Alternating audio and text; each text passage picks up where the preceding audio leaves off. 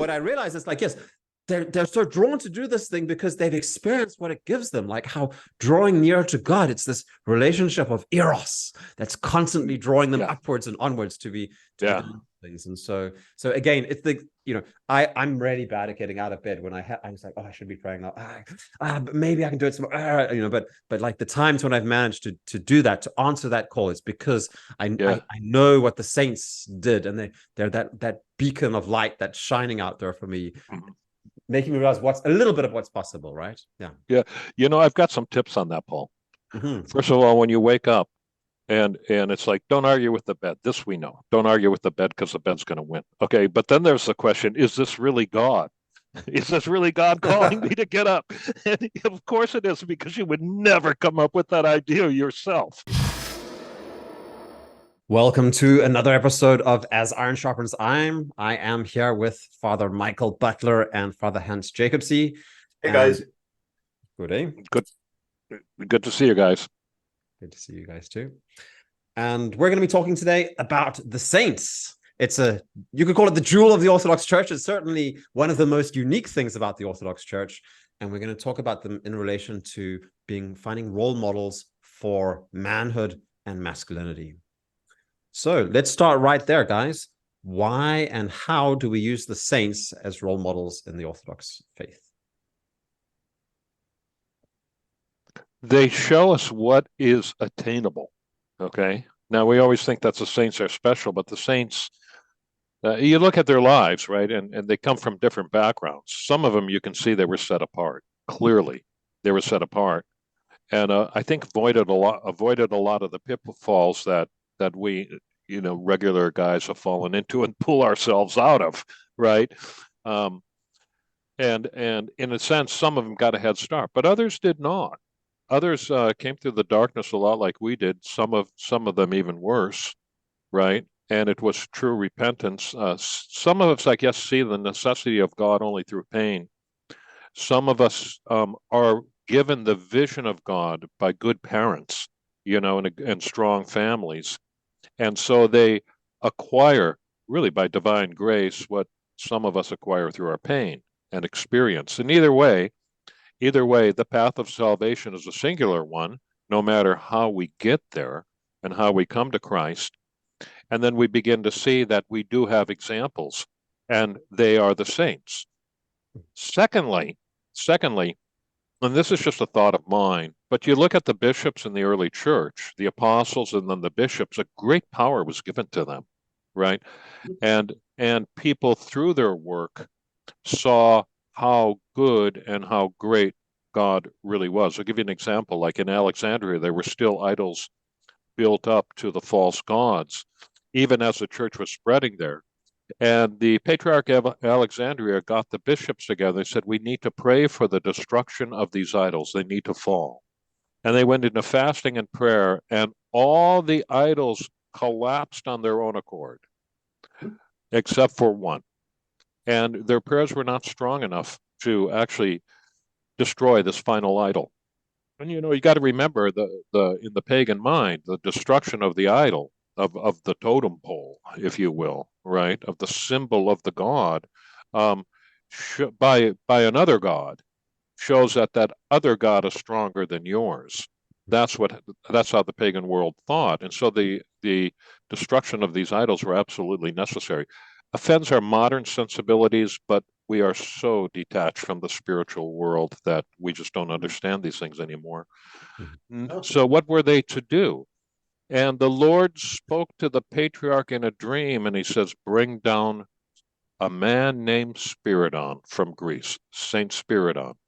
And he called him because he says his prayers are strong enough to destroy this final idol. And so he called for Saint Spiridon.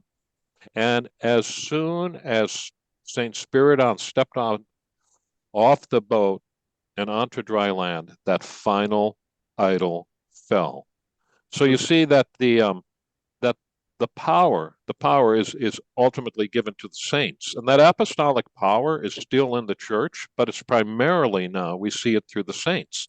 So the saints are great examples, but the saints are also our helpers, not just in the spiritual walk, but in spiritual warfare.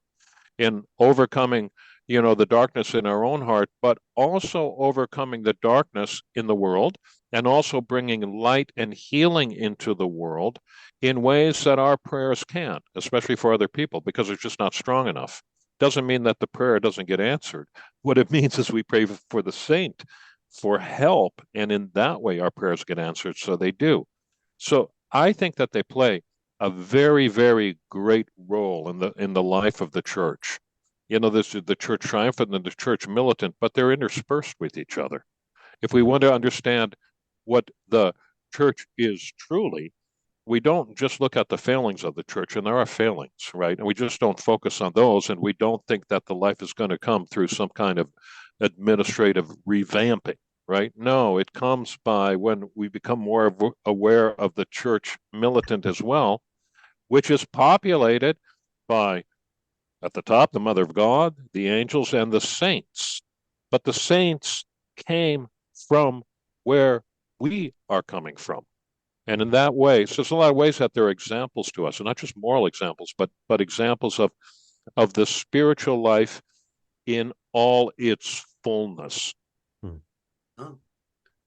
I'll throw in there and add that as Father Hans says, the path to Christ is one. But nevertheless, every Christian follows it in a way that has a different flavor, and that's somehow unique.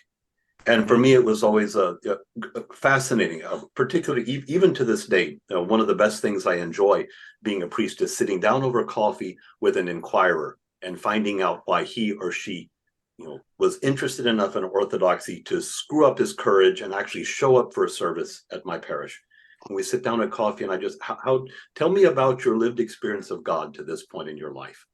What has God done in your life? What led you to this point where you actually walk into my church?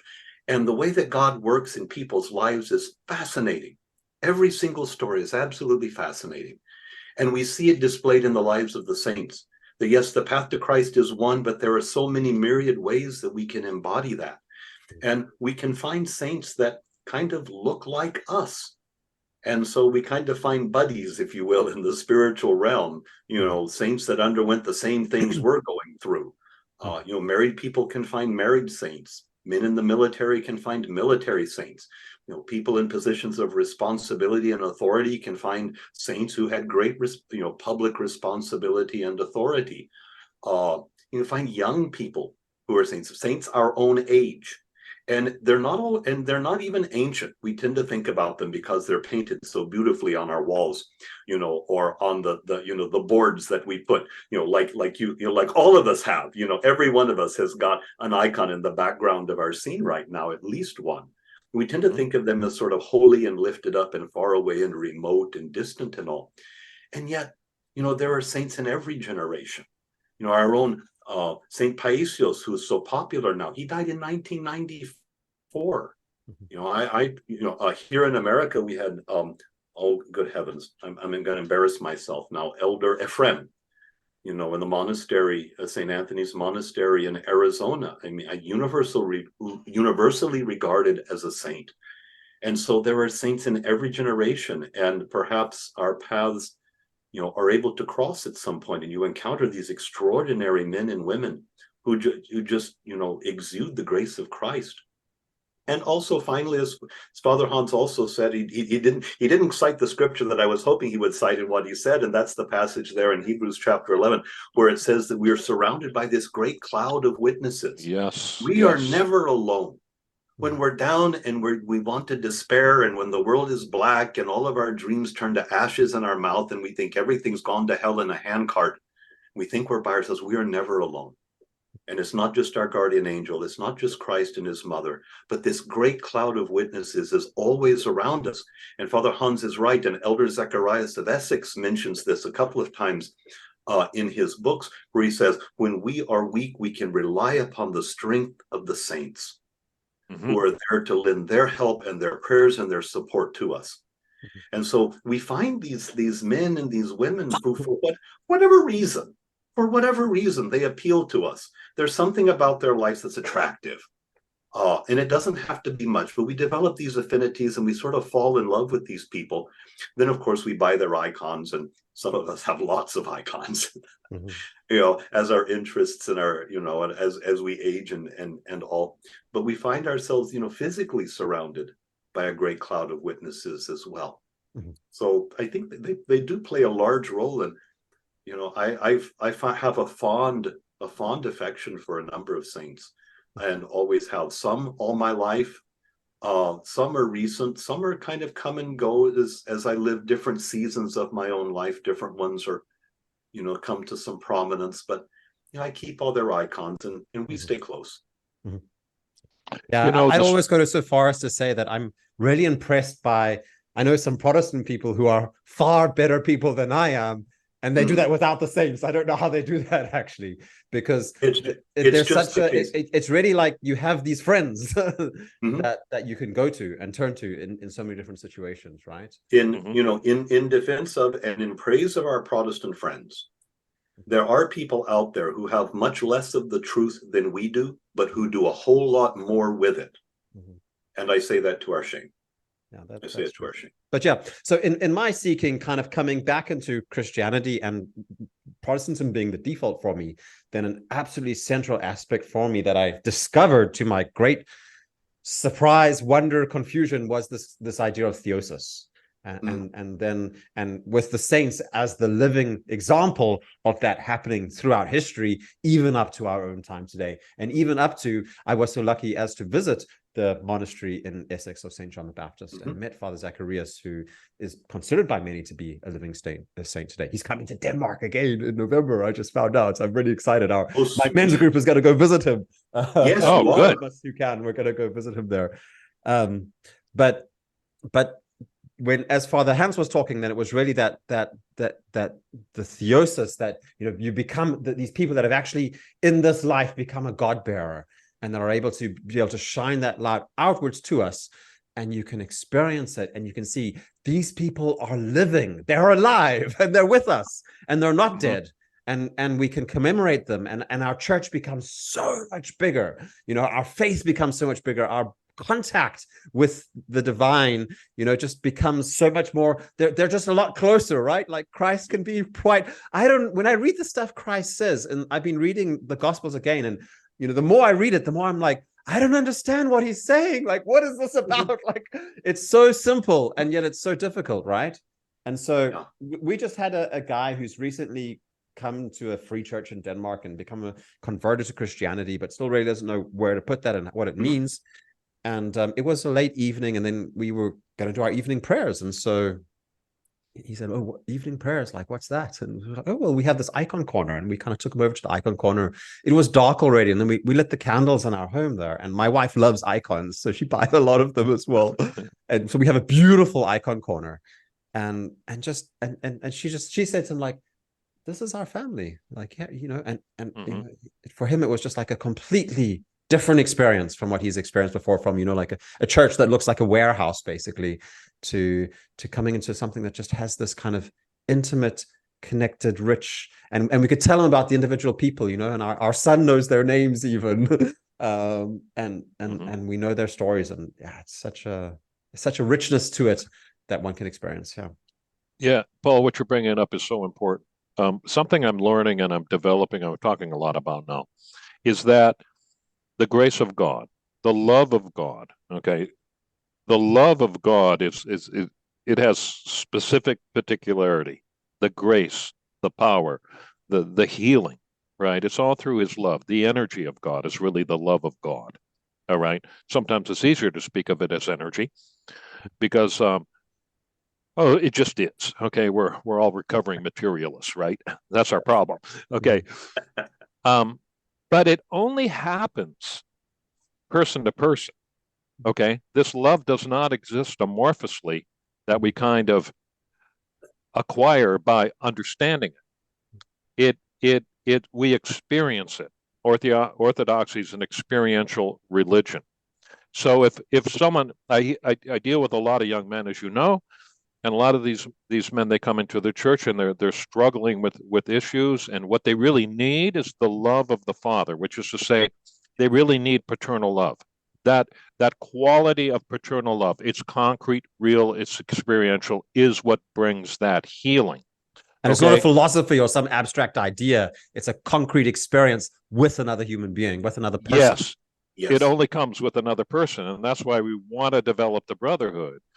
And the brotherhood has two modalities, to use a psychological world term, okay? Two modalities. And that's either spiritual father to spiritual son, and it's a cycle, so it works in both directions, or brother to brother.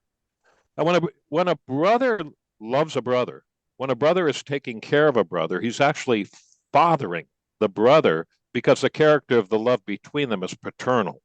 Mm-hmm. It's God's love, right? And when a man is receiving the love of a brother, he's being fathered. And it's in then that the healing occurs. But now the church is not limited to just space and time, right? It's not just a geographical spatial entity. It actually reaches out into the church triumphant, because these saints that we're talking about they're just as real as you and I. Yeah. And it's only in the church where it's experienced that way. Mm-hmm. So when we say, and it's very powerful, it can be very powerful. You know, in English, when we on a weekday liturgy, we come out carrying the gospel. Save us, O Son of God, who art wondrous in thy saints. But in the Greek, it's stronger. In the Greek, so soni masi etheu o enagis thavmastos. And thavma means miracle. Wonderful. Okay? Mm-hmm. Yeah. Save us, O Son of God, who works miracles among your saints. And this answers the questions, well, why don't we just go to God? Because God gives assignments to these men like he gives assignments to us. We are the arms and legs of the Lord. Sometimes we're even his mouth, right? How does God work in the world? He works person to person, face to face. And with the saints, who, if I'm correct, they have that apostolic power, so it's still in the church, but in a different way than what we saw, in the first century of the church, right? Nothing has changed. Nothing has changed.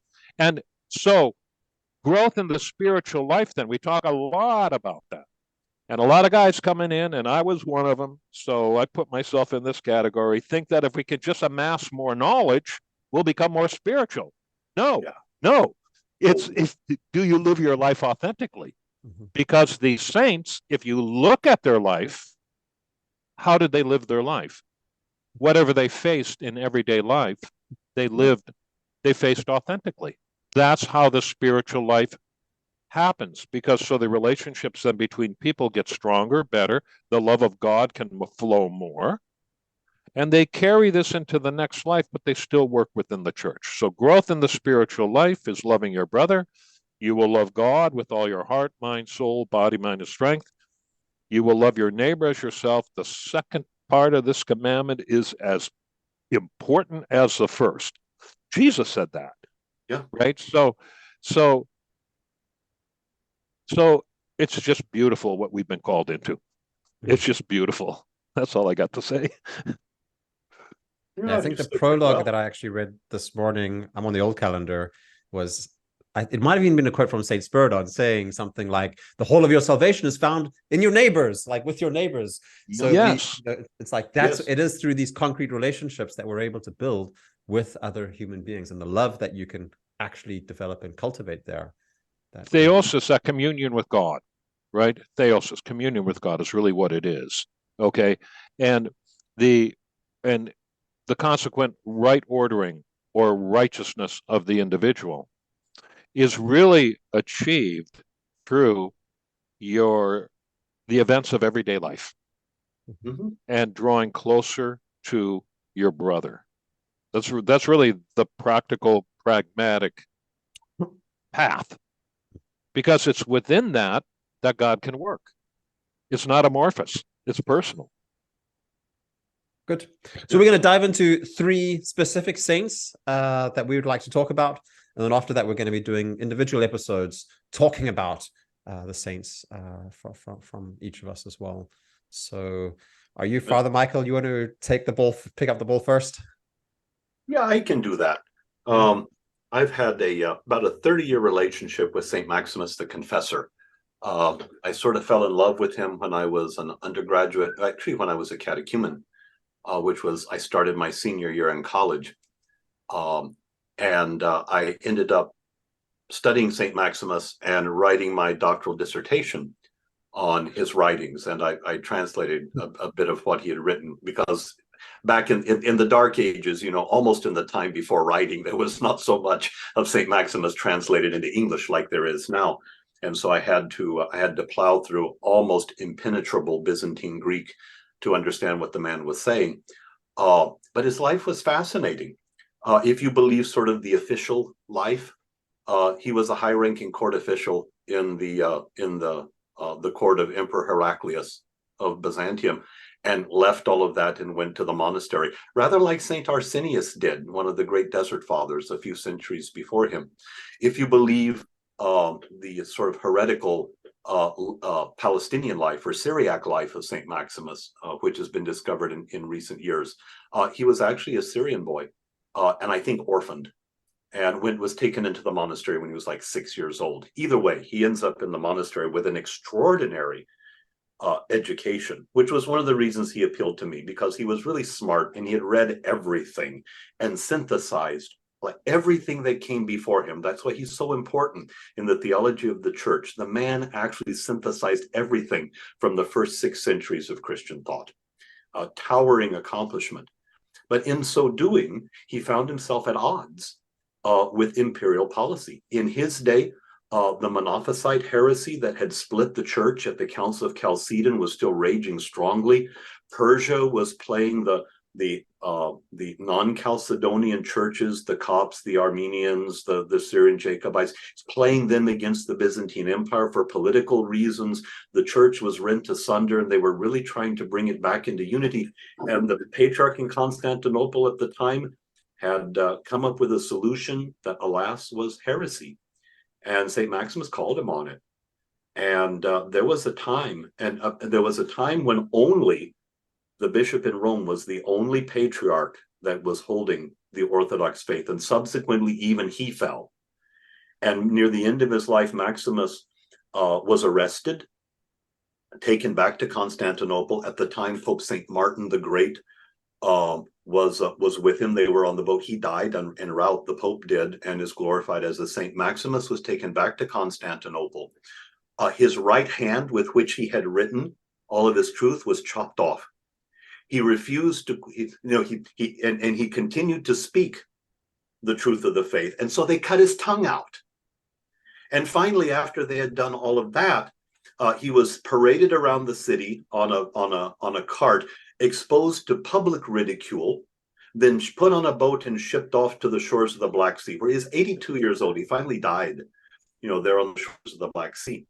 And all, but the dogged fidelity to the truth, the willingness to stand up for Christ, even though he was like one of maybe a handful of voices in his day among public figures or higher clergy, when many of the bishops had succumbed to heresy, this lone monk, he was not even a priest. He was just a simple lay monk, if you will, not a man in holy orders, was willing to stand there and willing to suffer for Christ and for his truth. And he lost his life in that. He was ridiculed and despised by everyone in authority and power. But in the end, he was vindicated. And in the end, his teaching prevailed. And even though he did not live to see it, his teaching is still foundational for everything that came after him. Every great Orthodox writer after St. Maximus quotes him extensively. His influence is vast in the history of the church. And because he was willing to stand up, for Christ and the truth, and relatively alone. So the bravery, the courage there, as well as, a mind which was really one of the towering intellects of his day, was given entirely over to the service of Christ and his church, and put in the service of the truth and preaching and clarifying error. For me, he's just like a swell guy on so many different levels. That just, not just studying him as an academic discipline, I kind of fell in love with the guy through my studies, and I've had a very warm relationship with him ever since. And his icon is there in my icon corner right now, and he's always been there and he always will be. So that's me and Maximus. Somebody else. Father Hans, tell us about one of your favorite saints. Well, I've got three. And I'm going to jump off with St. Maximus, okay? Because St. Maximus's anthropology, which I was first introduced through Metropolitan Hierotheos of Lachos's book, yes. through the theology of Father John Romanides. Yes. Okay, but there was something about the human person there that I knew intuitively was true, but I never had it in the West. Okay, I mean, it's just we're all Freudian materialists, right? We have a very skewed understanding of what the human being is. And then when I began this work that I'm doing now, especially, helping young men get rid of the vice of porn and all that, it came to me just reading some of Saint Maximus that this is really disordered desire. You don't overcome this through behavior modification. It's disordered desire, because he says, and this was a real light that went off. He said, the foundation of all desire, and my addition to that is even disordered desire, is grounded in the desire for God. Yes. What a positive view of the human person. Mm-hmm. And that's what that was a foundation. It's true. It's according to nature, right? That enabled me to develop this, what I'm doing now, which a lot of men get freed from that vice. It's a beautiful thing. The second is St. John Maximovich. I come to these saints through need. Okay, I come to them through need, and like I need something, and then I go searching, and it's not that I discover St. John, St. John, or St. Maximus. They come to me. That's how it works. They come to me, and the same with St. John Maximovich. I'd heard of him and I've read of him. I was really impressed that he only slept for 3 hours a night. When I first heard that, I talked about this in my podcast. I just thought, how is this possible? Something's wrong here. I think I'm getting there, and I don't count it a blessing that I sleep less and less every night. Yeah. Well, he needed to. He did all these marvelous things in his life, but he needed to. The word podvig. You're familiar with that. You don't hear it among the Greeks. You don't hear it among the Byzantine side, but it's there. It's just different language, right? That to me sounded like a punishment. This was a punishment, right? But no, it was voluntary self-sacrifice so he could serve his people. That's what it was. And these men, they take upon themselves this extreme self-discipline voluntarily, but by taking it on themselves, what happens? The grace of God flows through them, right? And in that sense, when the fasting seasons come, or when the Lord wakes you up at night and get up and pray, or whatever discipline it is, right? I think of them, and they do this voluntarily. I think of them, and I put aside the argument with my own flesh or arguing with the bed. Get up and pray, right? And it's real sweet, of course. The next day is real sweet. There's always more light in that day than there otherwise would have been. But they knew that in their heart, and they voluntarily did it. And that example of self-discipline is, for me, is the rationale that for doing it. They've done it. They teach me why it's necessary. If they can do as much as they did, I can do the little bit that I'm called to do. And it's very inspiring for me. It moves me forward. And then finally, St. Paisios. About 11 years ago, I had a young man who had a serious car accident and a traumatic brain injury. And I frankly did not want him to die. I love this man, I still do. And I was the first one in the hospital, and the family came, right? And he was on the gurney. He had multiple skull fractures. And they all looked at me, and I said, what am I going to say, right? They were looked at me, what are we going to do, Father? And I said, we are going to pray, and we are going to ask God to save your brother. That's what I told him. And I read the healing prayers and I anointed him. And in the prayer, I heard he's going to be okay. But I could not discern whether it was really of the Spirit or it was because I loved him and I didn't want him to die, because I did love him and I didn't want him to die. So I didn't say anything to the family. And so long story short, a friend of the man's who lived in Greece heard about it, contacted his sister, and his sister sent the message to me. And he told me, his name was Dimitri at the time, and now he's a priest. We've become very, very close friends. He said, Saint Elder Paisios at the time has healed many young men who were in car and motorcycle accidents in Greece. And I emailed him back and I said, tell me what to do, because I wanted to see him saved. And he did. He did. Put an icon in his room, pray every day. I did all those things. In fact, we didn't have an icon. I just had, he sent basically a picture, right, via email. I printed that out and I pinned the picture next to on his pillow because half his skull was removed. It was very, very serious. But Elder Paisios came and I could feel it. I could feel it. It was after 3 days. And I went, there's an extra power here.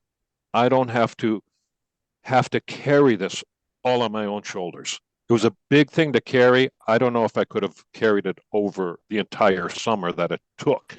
All right. But he came in and I could feel someone stronger helping me, help the family, saying the prayers. I went to the hospital every single day. And he got healed. He got healed. And that's how Elder Paisios introduced himself to me. And, the next year, our church sent the young man to Greece to meet Dimitri and to go to the monastery. The year after that, I went and I was treated like a celebrity because I was the priest of Jeremiah, right? The one who the Elder Paisios healed. It was really quite something. And there was a relationship that developed between me and Elder Paisios, just like there's a relationship between me and St. John Maximovich. And when I say there's a relationship, here's how I measure it. If I'm faithful to God, if I try and live my life the way I'm supposed to do, and sometimes I succeed, what happens is they come to you as an aid. They don't need your friendship, right? But they love your obedience because they love Christ. And if you need help, they come and help you. And I've seen this over and over with St. John Maximovich. Really messy legal problems, messy financial problems, right? Yeah. St. John has a way of untangling the tightest knots, something way beyond my power to do anything about. People come to me, they have these huge problems. I go, well, I don't know what to do, but let's go and pray and ask St. John to help us. And I do. We go into the church, I take down the icon, and I pray specifically for help, and the help comes. I see that with St. Paisios and the Brotherhood. I see that with St. John. Saint Maximus, he's way back there, right? But sometimes I sense his presence, right? He works. I know, you're closer to him than I am. Yeah. Well, I tell people when I'm not here, I'm in the 7th century. So, that's where you find me. So maybe it's just because I hang out there more than you do. Let me tell you what happened. Yeah, you do. You do. But let me tell you what happened. I get a call one day from a friend and he says, I got a gift for you. Now, people don't really give me gifts, right? But he called me up. I got a gift for you. I said, well, what is it? He says, I have a little relic of St. Maximus and I want to give it to you. And I got it. So I bought myself an icon, bought myself a reliquary. One of the guys drilled the hole and made it all good for me.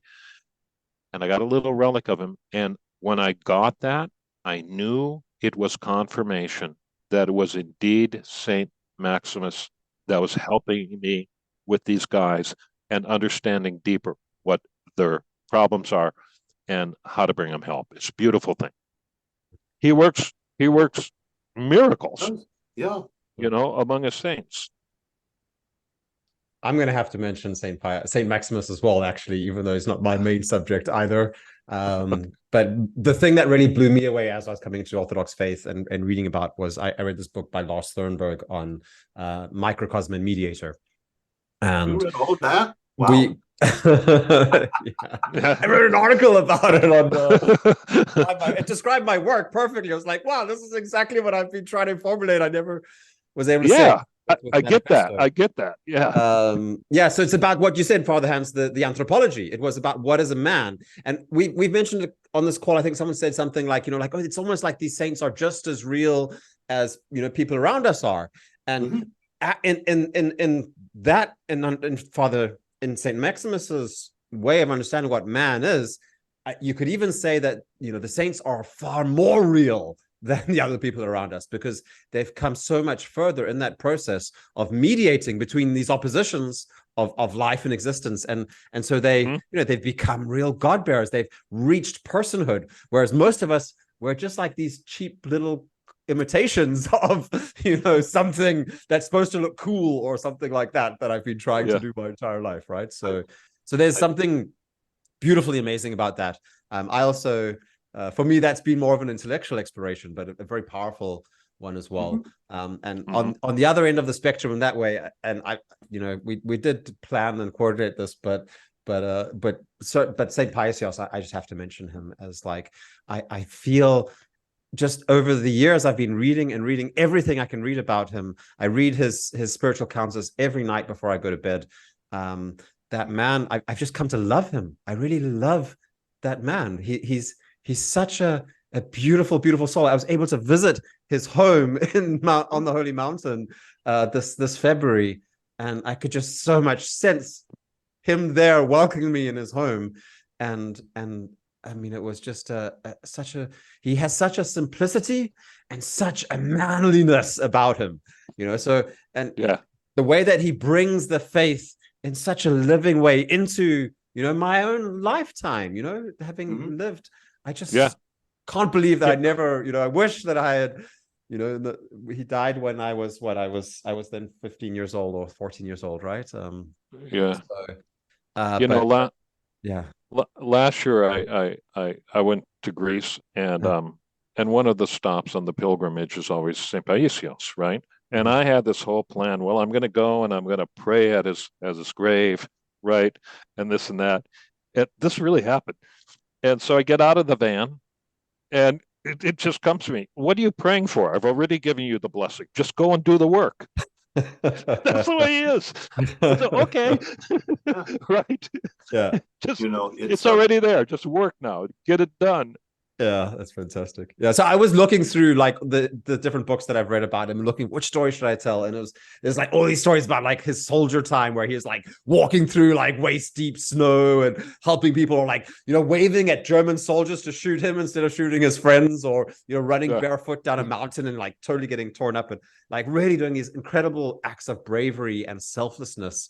And it was like this total disregard of his own life based on just preferring other people, like his love towards others, that it just struck me how it was like this humility that led him not from machoism, but humility that led to this love for others that was just this source of power and strength and bravery and masculinity that's so amazing in him. It's so clear in his person how that becomes real. So that's really it's a revelation of the natural order. It's exactly. And when you see it and you read about it, it just becomes so clear what it is. Right. It's the logos, right? Yeah. Yes. And this courage thing is sometimes when you have to step up, just step up, right? And if you face death, know you're going to die anyway. But most of the time when you do that, right, and you just step up and do what you have to do, it works out. It works out. But wow, to do that in the moment that he's done is amazing. But there's actually the one story that's actually touched me the most, and I've retold it several times to friends actually, and I just told yesterday to my parents who are visiting me here in Denmark. But it's a way that he also just brings the Orthodox faith into the present in a very powerful way, and it's such a simple way as well that really speaks to me a lot. So it was one of these times he used to sit outside of his house and people used to come and visit him, all these pilgrims, and he had like 10, 20, 30 people sitting outside his house. They're listening to him and they were just talking all the time. And so one of the times there was an atheist biologist who was like a very high professor or something like that visiting him, and who was like, oh yeah, I don't believe in God, and how can I believe these things and stuff like that. And so St. Paisios, he was like, what? You don't believe in God? Can you really be so stupid that you don't believe in God? Look at this little lizard here. Even this lizard knows that God exists. How can you not know that God exists? And he says, little lizard, can you please help this man? Does God exist? And so the lizard then nods its head like this. It just nods its head. And so the man watching this, he just breaks down crying. Absolutely. Wow. And completely just like, is totally, opened up and changes his life completely. And then, you hear about him like years down the line, coming and visiting him and become a part of the church and all this kind of stuff. And so yeah, it's just such a simple thing of a miracle that just really shows the natural order. And he has this beautiful way of communicating with people. And then the last thing I just want to mention is what you said as well about Podvig's Father Hans.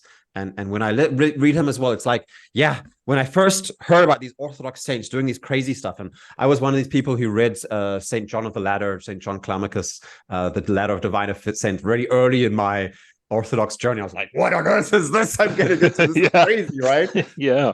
And then what I realized is like, yes, they're so drawn to do this thing because they've experienced what it gives them, like how drawing near to God, it's this relationship of eros that's constantly drawing them upwards and onwards to be doing things. And so again, it's the I'm really bad at getting out of bed when I was like, oh, I should be praying now. But maybe I can do it some but like the times when I've managed to do that, to answer that call, it's because I know what the saints did, and they're that beacon of light that's shining out there for me. Making me realize a little bit of what's possible, right? Yeah. I've got some tips on that, Paul. First of all, when you wake up and it's like, don't argue with the bed. This we know. Don't argue with the bed because the bed's going to win. Okay, but then there's the question, is this really God? Is this really God calling me to get up? And of course it is, because you would never come up with that idea yourself. It had to come from somewhere, right? Yeah. So just give him the benefit of the doubt and get up and do it. Yeah.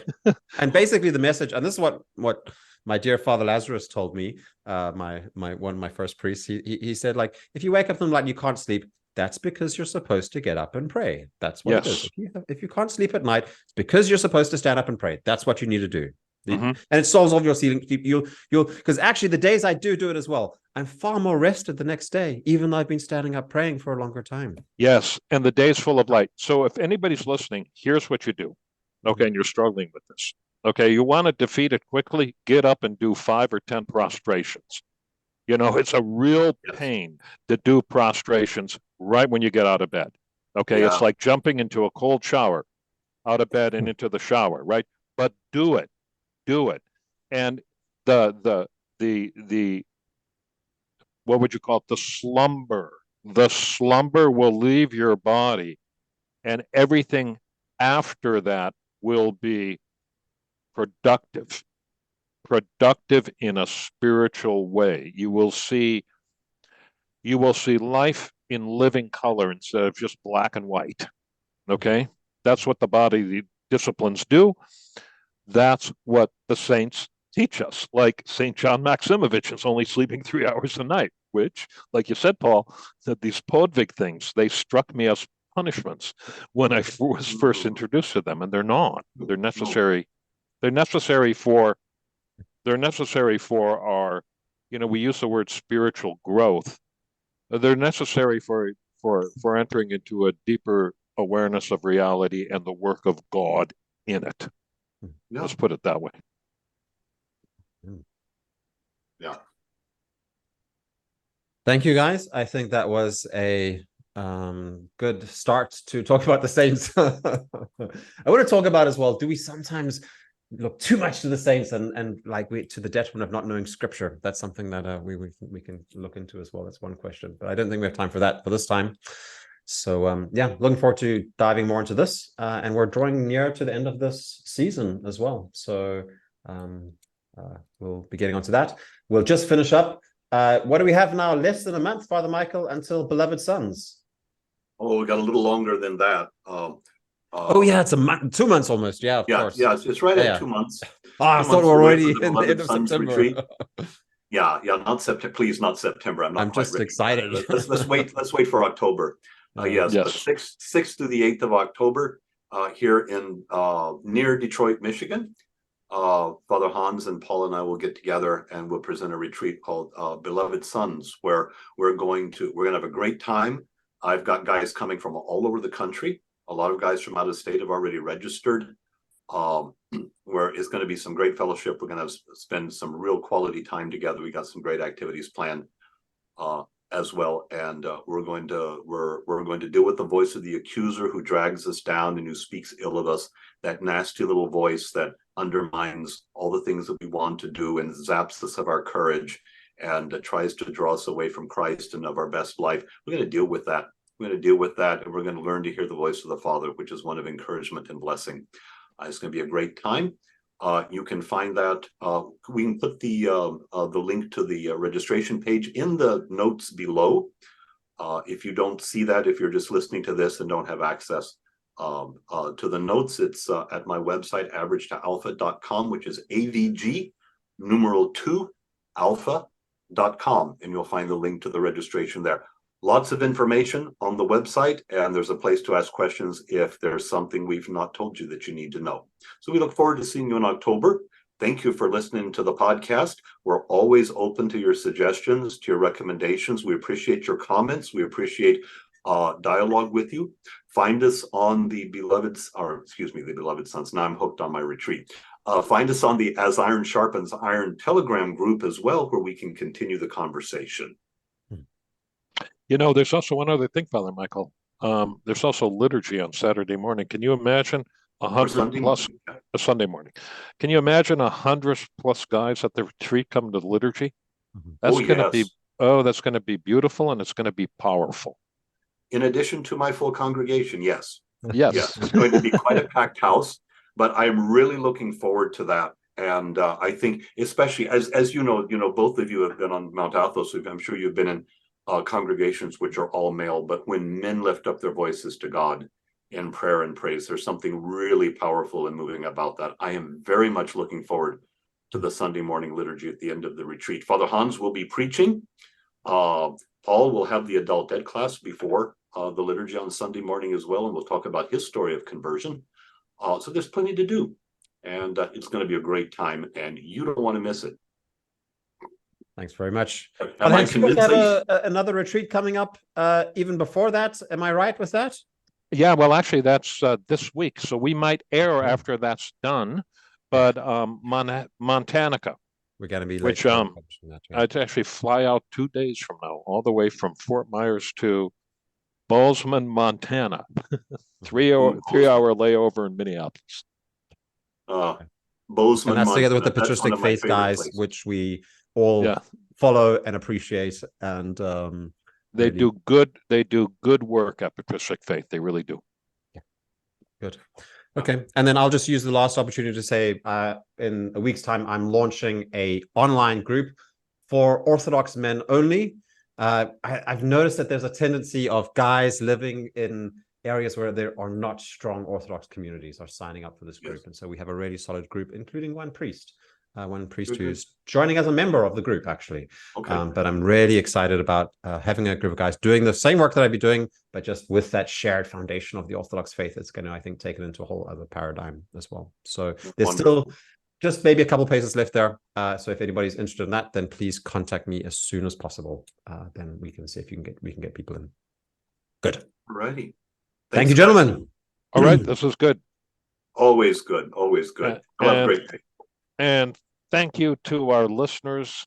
We love having you. We love doing the podcast, and we hope it's beneficial for you. I think it is. Definitely beneficial for us. Definitely. Thanks.